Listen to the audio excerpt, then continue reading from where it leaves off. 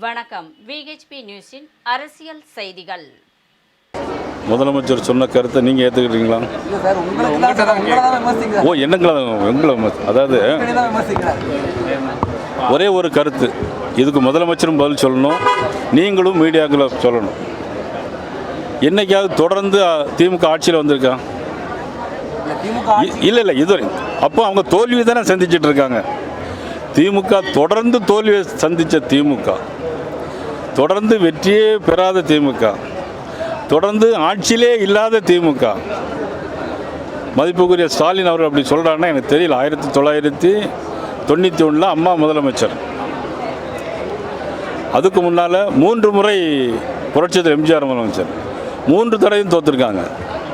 அப்போ கூட கலைஞர் சொன்னார், 12 ஆண்டு வனவாசம் 2 ஆண்டு அஞ்ஞான வாசமா, எங்களுக்கு வாழ்வே கிடையாதா அப்படின்னு கலைஞர் சொன்னார்.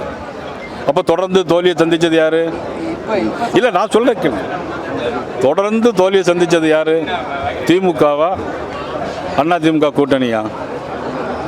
1967 72 பிறகு புரட்சித் தலைவர் எம்ஜிஆர் உயிரோடு இருக்கிற வரைக்கும் திமுக ஜெயிச்சது கிடையாது. அப்போ தொடர்ந்து தோல்வியை சந்தித்தது யார்?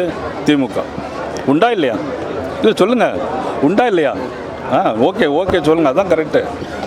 அப்படி தான் சொல்லணும். இல்லை ஆமாம், இல்லை அந்த விமர்சனம் நான் பதில் சொல்கிறேன். அது சரியா, நான் சொல்கிறது சரியாக தப்பான்னு நீங்கள் சொல்லணும்ல. அது நீங்கள் ஓகேன்னு சொன்னீங்க, வெரி குட், வரவேற்கு. இல்லை அதன் பிறகு 91 அம்மா, 96 கலைஞர், 2001 அம்மா, 2006 கலைஞர். அப்போது பார்த்தீங்கன்னா மைனாரிட்டி 90 இடங்களில் மைனாரிட்டி கவர்மெண்ட் முழுசாக வெற்றி பெறல. 2006 முழுசாக வெற்றி பெறல மைனாரிட்டி கவர்மெண்ட் திமுக. 2011 அம்மா முதலமைச்சர், 2016 அம்மா முதலமைச்சர்.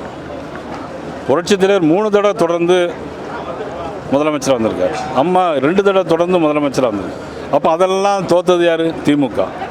இன்றைக்கி ஏதோ ஆளுங்கட்சியில் வந்துட்டதுனால தொடர்ந்து ஜெயிப்போங்கிற ஒரு எண்ணத்தை, ஒரு பொய் பிரச்சாரத்தை இன்றைக்கி முதலமைச்சர் சொல்லியிருக்காரு. ஆனால் முதலமைச்சர் சொல்லுறது என்ன செய்யுது? சரியில்லை.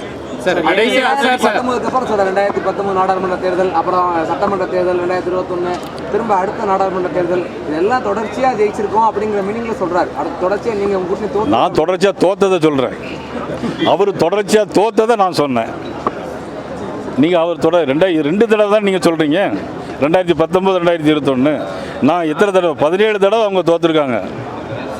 அதை நான் சொன்னேன் சார். அதாவது இபிஎஸ் வந்து இடையில உங்களை விட்டு விலகினாலும் ஓபிஎஸ் வந்து தொடர்ந்து உங்களுடைய கூட இருந்தவர்.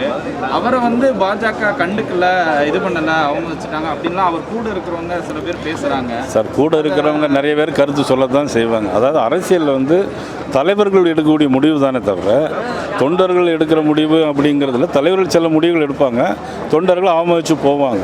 நீங்கள் ஏன் முடிவு எடுக்க முடியாமல்?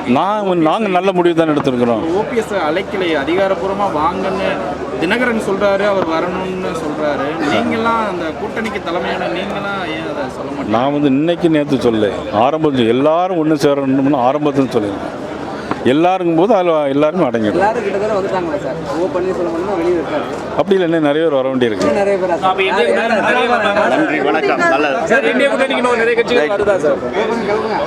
இன்னைக்கு கல்யாண வீட்டில் மணமக்களை நல்லா வாழ்த்துங்க எல்லாரும். நன்றி, வணக்கம்.